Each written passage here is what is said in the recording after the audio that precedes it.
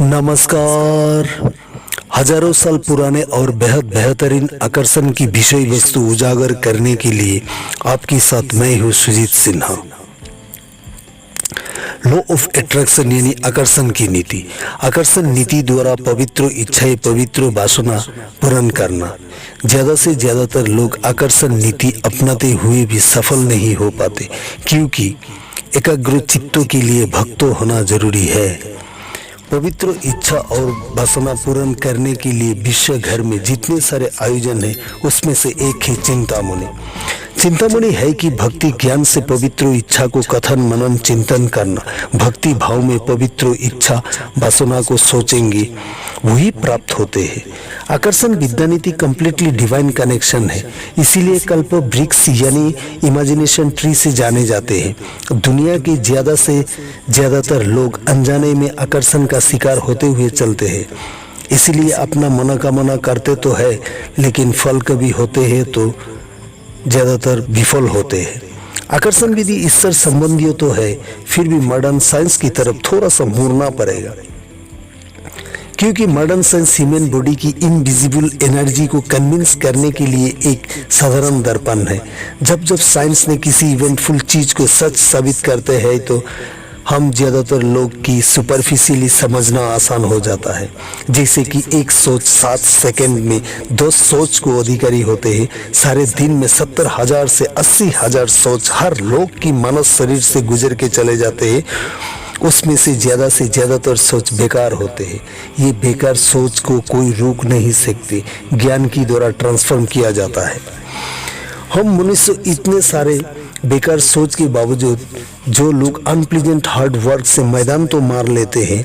हर जीवात्मा के साथ परमात्मा का एक गहरा कनेक्शन है, लेकिन पता ही नहीं चलता परमात्मा ने किस उलझन में डालते हैं। तो चलिए देखते हैं इसका इनर इंजीनियरिंग क्या है। नंबर 1, विश्वास की रेखांकित ना करना, धारणा निश्चित ना करना, आस्था में दंडात्मक होना, बहुमूल्य चीज को नजरअंदाज करना, इंद्रिय तृप्ति के लिए भूख करना, ठोस बोलना, मिथ्या अहंकार, क्रूरता, अभिमान, विवेकहीन, असत होना, नियम नीति को परवाह ना करना, भगवान को निंदा करना, अपनी भाग्यों को दोषारोप करना। जितने सारे अवगुण मन और मस्तिष्क की अंदरूनी भाग में मिश्रित तो सूक्ष्म तरंगों क्रियाएं होते हैं, और सारे के सारे अवगुण वास्तव में किसी न किसी रूप में मैनिफेस्ट होते हैं। ब्रह्मांड का हर कोई चीज में ऊर्जा एक सद्भाव में फॉर्म है, और हर चीज की ऊर्जा का फॉर्म अलग अलग है। इसी तरह हर लोगों की सोच का ऊर्जा अलग अलग फॉर्म में है। हर सोच की वाइब्रेशन यानी काम, क्रोध, लोभ, मोह, कामना, वासना, ये सारे सोच की अलग अलग एनर्जी फॉर्म एमिट करते हैं।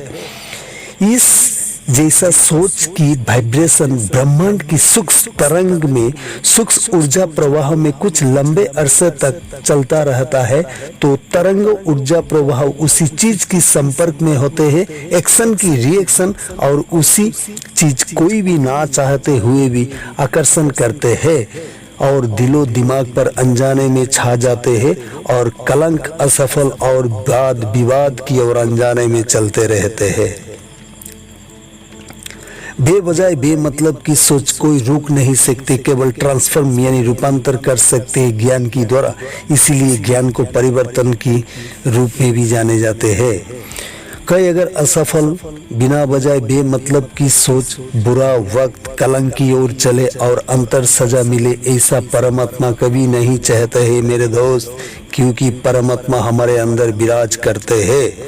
उसी परमात्मा को छोड़कर कामना, वासना, इच्छा, इंद्रिय भोग करने की चाहत रखते ही माया प्रकृति में झपट लेते हैं, क्योंकि माया हमारे नजदीक चारों ओर है।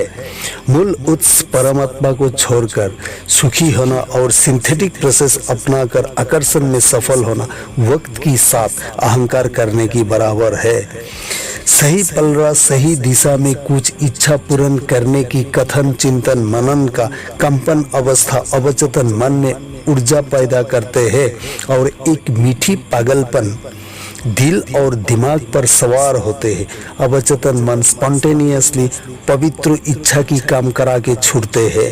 काम करते वक्त ना सफल होने की चिंता, ना असफल होने की डर, ना कोई लालच, ना कोई दंडात्मक सोच, सिर्फ मन में आनंद की लहरें में प्रगाढ़ अनुभव से काम करते जाएगा, क्योंकि ये कर्म भूमि है। अवचेतन मन में आनंद की लहरें और अनुभव की चुंबकीय शक्ति कौन पैदा करते हैं? स्वयं भगवान श्री कृष्ण। इसीलिए श्री को ऊर्जा से भी जाने जाते हैं, कृष्ण को सर्वाकर्षक कहते हैं। हाई फ्रीक्वेंसी वाइब्रेशन, ये अवचेतन मन में चुंबकीय आकर्षण की कला पार्ट 2 में देखें। धन्यवाद, धन्यवाद, धन्यवाद।